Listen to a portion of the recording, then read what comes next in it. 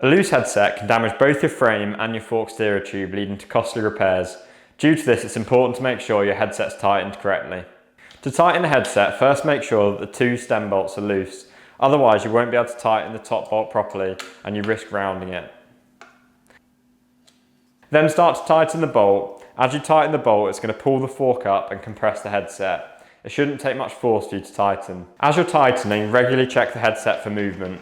Hold the front brake and move the bars back and forward to check for any wobble.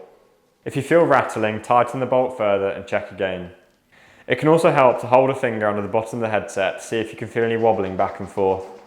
You can also drop the bite to listen for any rattling, or you can check the headset spacers. If they rotate, it's likely the headset's too loose. Once the headset's tight and there's no rattling, make sure the bars are straight and then tighten the two pinch bolts to the recommended torque setting. There are a few common issues that you may encounter when tightening a headset. The first one is that the top bolt won't tighten any further, but the headset's still loose and you can still feel rattling. If this happens, take off the top gap and make sure there's enough of a gap between the fork stereo tube and the top of the stem. The gap should be approximately 3mm. If you find there is no gap, you can either cut the fork stereo tube down to the right height, or you can put a spacer either above or below the stem, but make sure to remember if you put a spacer below the stem, it's going to raise the bar height.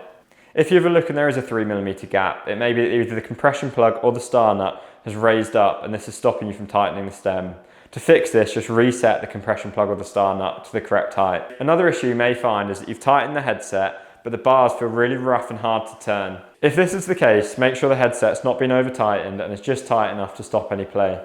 So I hope this video has helped you and you now know how to tighten a headset properly and the common issues that you may face. If you head over to our YouTube channel, there's further videos on bike maintenance, and if you head to our website, you can check out our full range of bike maintenance products.